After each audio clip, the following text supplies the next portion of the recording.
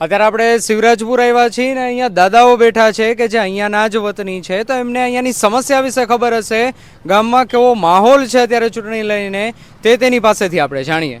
જી આપનું પૂરું નામ ભગાભાઈ ભીખાભાઈ મકવાણા ગામની અંદર અત્યારે હાલ કેવા પ્રકારની સમસ્યાઓ છે બધા અમારે ગમે આવે અમને તો લાભ હશે અમને ખેડૂને કાંઈક સહાય મળે ને કાંઈક એવું કરો તો અમારે સારું ને અમને ગમે આવે અમારા માટે સારું છે ગમે આવે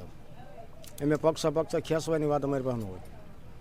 ગમે એવા મને સારા છે ગમે માણસ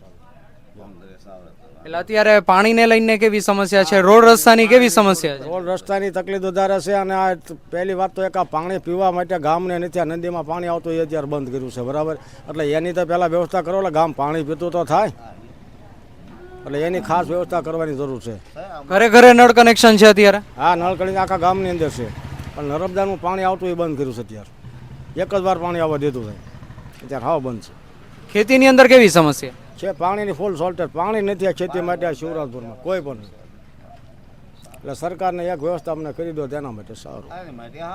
પછી બીજું ખાતરને લગતી સમસ્યા ખેતીની અંદર કેવા પ્રકારની આમ બીજી સમસ્યા બીજી સમજતા સારી છે બીજી ખેતી વાડી તો બધાને સારી છે ને ખેતીનું ઉત્પાદન સારું છે ખેતરનું ઉત્પાદન પાણી હોય એટલે થવાનું છે તમારું નામ જગદીશભાઈ અર્જનભાઈ મકવાણા તમારો વ્યવસાય તો જો પાણી માટેનું ગામ અને પક્ષી અમારે આ ગામમાં હાવ ઓછું વોટ જેને દેવાય ને કોઈ ખેંચી કાંઈ કોઈ કરે નહીં હો તમારે દેવાય ને એ ના એ આપણને ન કહે ને આપણે એમનો કોઈને કહી બરાબર અને અમારી માટે અહીં કોઈ બીજી કાંઈ બબાલ થાય નહીં અને ગમે માણસ આવે અને ખેડૂત માટે કોઈ પણ સારું આપે અમને એનો આધાર જાજો પાણી માટેનું છે કોઈ લોનનું છે કોઈ ખેતી વિશે આપે તો વધુ સારું ભાઈ લ્યો એના માટે કોઈ વીમા તો આપો અમુકથી કામ નથી થયું તો એ તો સરકાર એને સહાય થોડી ઘણી તો આપો એમ 50-55 વર્ષની ઉંમર થઈ ખેતીનું કામ થાય નહીં તો પછી શું કરવાનું તો અહીંયાના યુવાનો ખેતી સાથે નથી સંકળાયેલા નહીં કોઈ નથી તો અહીંયાના યુવાઓ શહેરમાં જતા હશે શહેરમાં જાય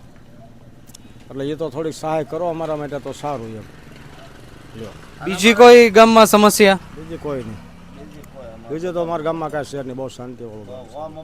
આ વખતે મતદાન કરશો આવો મતદાન તો મતદાન કરવું જ પડે એમ હાલે જ નહીં દરેક મતદાન શું જોઈને મત આપશો હવે એ જે અમને ઠીક પડે એ રીતે આપવાના હોય બરાબર છે એટલે વિકાસ જોઈને મત આપશો વાયદા જોઈને મત આપશો શું જોઈને કામ જોઈને જ મતદાન કરવાનું છે કે આનું સારું કામ છે એને મતદાન કરવાના છે લ્યો પછી આ ગામની અંદર રોડ રસ્તાની ને એની જે તકલીફ છે એ કેટલા વર્ષથી છે એ આ વર્ષોની અંદર એક આ ગામની અંદર જો આ સારકર ઉકળા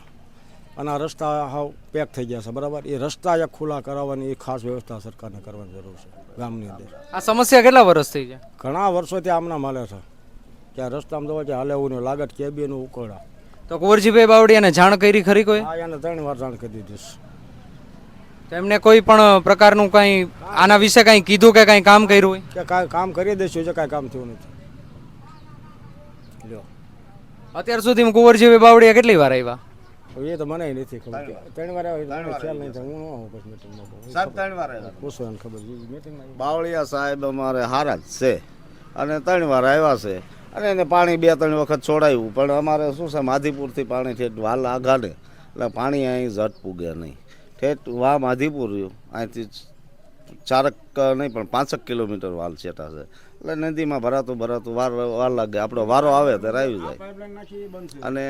ઓલી કાનપરથી લાઈન આવે છે એ અત્યારે ચાલુ છે ક્યાંક અત્યારે આમ કામ ચાલુ હોય તો કંઈક બંધ છે પણ લાઈન તો અહીં પગાડી દીધી છે શિવરાજપુરમાં પણ પાણી હજી નથી આવ્યું પણ ક્યાંક હજી શું છે ક્યાંક રિપેર કામ કરવાનું હોય ભાઈ એકાથી કાંઈ થાય નહીં એક જ દીમ કાંઈ થઈ ન જાય આ વાંધો કોઈ ઉપાડે કોઈ ઓલું છે વાંધા ઉપાડે એવું તો થાય કાંઈ ખેડૂત વાંધો ઉપાડે કામ નહીં આપણે ઘરના હોય તો આપણું એક દીનું કામ નહીં પછી ખેતીમાં હમણાં માવઠું થયું હતું તો સર્વે થયો નહીં ના એ નથી થયું જ નથી સર્વે એટલે કાગળ ઉપર કરી નાખ્યો છે કે આવ્યા જ નથી નથી ઠામુકા કોઈ આવ્યા નથી આ માવઠું તો એના માટે સર્વે કરવા કોઈ આવ્યું નથી જાટની તો એને લઈને કુંવરજીભાઈ બાવળિયા કઈ બોલ્યા હવે એ તો હું તે મીટિંગમાં નતો બોલ્યા જ કાંઈ નથી બોલ્યા રજૂઆત કરી ખરી એની પાસે? આને રજૂઆત કરી આપણે ક્યારેક ગયા હોય મીટિંગમાં નથી ગયા ખબર ન હોય સાહેબ એમ સારું છે એમ પછી બીજી સરકારી કઈ કઈ યોજનાઓની ખેતીને લગતી જે કઈ સરકારી યોજના હોય છે એમાંથી કોઈનો લાભ મળ્યો ખરી? નહીં કાંઈ લાભ નથી મળ્યો છે પૈસાનો કોઈને હમણાં જે લાભ કાંઈ મળ્યો નથી ને જે આ ઝેરાણ કર્યા એ ઝેરાણે મને ભરવાના છે બધા એમાં કાંઈ માપે લોનું લઈને માપે હાલી હાલી જાય. એમાં આપણે એવું શક્તિ એવી ભક્તિ ભરાય એ રીતે લેવાનું હોય બધું. વાત નથી. પછી ગામની અંદર પ્રાથમિક શાળાથી લઈને ભણતર નાના છોકરાઓનું કેવું? એ શરૂ છે એમાં બધું સારું એ સારું છે ભણતર માટે બધું એ સારું એમાં કોઈ વાત ભણતર માટે સાહેબ બધું સારું તો અહીંયા નિશાળ્યું છે વાં છે આમ ભણવા માટે તો અમારે ગામ સીમતળમાં બધે નિશાળ્યું છે એમ સાહેબ કામ અમારે સાહેબે નિશાળ્યું ઘણી આપી છે એમાં આપણે નાઈ ન પાડીએ કે ભાઈ નથી આપવું કે નહીં આપી એને નિશાળ્યું ઘણી આપી દીધી છે. જણસીનો ભાવ પૂરો મળે? હા ભાવ સારા પછી તો અમને તો આમાં શું થાય આપણને પછી બહુ લાંબી કાંઈ ખબર હોય નહીં અમે તો એટલે ટૂંકમાં ખેત ઉત્પાદન જે તમે કરો છો ઘઉંના ને એના તમને માર્કેટિંગ યાર્ડમાં ભાવ સારા મળે કે કેવા? ભાવ તો જો અત્યારે તો 1200 થી 1000 થી માંડીને 1500 લગી કપાસના ભાવ છે. એ તમને પોસાય? નો પોસાયતા નથી પણ હવે તમારે તો કે આપણો હાલે નહીં ને ખેડૂતનો હાલે ને સાહેબ. 2000 ઓછામાં તો 2000 ભાવ જોઈએ. હા એવા ભાવ થોડાક વધુ આપે તો જો વણ જીરાના ગઈ સાલ 12000 હતા વણ 3500 એ જૂને ભાવે ઉઈ ગયું છે પાછું. એટલે ખેડૂત બધાય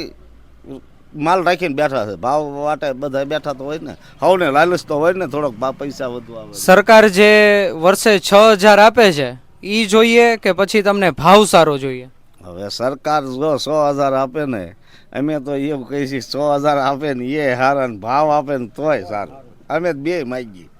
અમે એકાઈને બોલું નહીં કરીએ કે નહીં સારું એમ લ્યો. એટલે હું વધારે સારું કયું કહેવાય 6000 ની સહાય સારી કહેવાય કે જણસીના પૂરા ભાવ મળે એ સારું કહેવાય? 6000 ની સહાયની વાત કરે એ 100,000 ઓલા આપે છે ઈવડે 100,000 કોઈ મળ્યા નથી આટલા વર્ષ. હા એ અમુકના નથી મળ્યા ભાઈ અમુકના મને આટલા વર્ષોમાં 6000 નથી મળ્યા અટાની તારીખ સુધી. મળે છે ને અમુકના નથી આવતા. એટલે તો તમારા મુજબ શું લાગે કે જણસીનો પૂરો ભાવ જ મળવો જોઈએ કે ઈ 6000 સારા? સારો ભાવ આપો ને 100,000 નો સાહેબ આપે જ કાંઈ નહીં બધા ખેડૂત માટે લાભ રહે 100,000 માં શું ફેર પડે તો મજા આવે ભાવ તાલ સારા આપે બધા.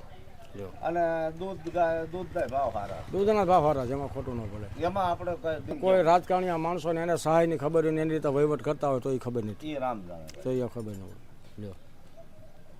પછી આ ગામની અંદર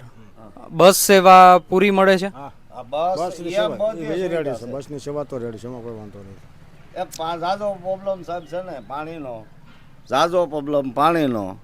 અને પાણી જો ગામમાં પીવા પૂરતું મળી જાય ને પછી તો વરસ તો ભાઈ ઉપરવાળાની હિસાબ હોય એવું થાય ભાઈ એમાં તો આપણું કોઈનું હાલે નહીં. ઈશ્વરને દેવું છે એટલું દે. વણ અમારે થોડુંક નિષ્ફળ થયું કારણ કે પાછલા મોડું વરસ થયું એટલે પાછલા માલ ન થયા જીરા ઘઉં ઓછા થયા એટલે થોડુંક તાણી પડે પણ એ તો આપણા કિસ્મતમાં હોય એવું થાય એમાં કોઈ તમારા મતે જે કોઈ કંપની હોય છે પોતાનું ઉત્પાદન કોઈ પણ એક વસ્તુ બનાવતી હોય છે એનો ભાવ કંપની નક્કી કરે છે. તો તમે આ જે ઘઉંનું ઉત્પાદન કરો છો તો તમે ભાવ નક્કી નથી કરી શકતા તો એનું કામ શું? એમાં તમારું શું કહેવું છે કે ભાવ તમે જે ઘઉંનું ઉત્પાદન કરો છો એનો ભાવ તમે નક્કી નથી કરી શકતા એના વિશે શું કહેવાનું? અમારું એમ કહેવાનું કે અમારા રીતે અમે નક્કી નહીં એ બધા નક્કી જો કરતા હોય તો એને તો સારું અને ભાવ પૂરતો આપે તો વધારે સારું અને અમારો ભાવ અમે કરીએ તો અમારો ભાવ હાલે નહીં. યાર્ડમાં માર્કેટમાં જાય એટલે એનો ભાવ અમારો ભાવ કરી ભાવ માલની ખરીદી ન કરે વેપારી કરવાનું શું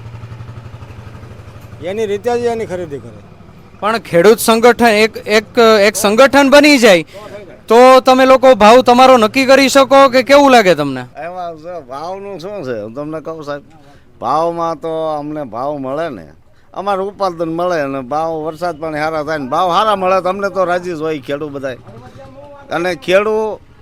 એક એવી વસ્તુ છે આ ગાડરીઓ પરવા છે ખેડૂત એક ક્યાંય થાય નહીં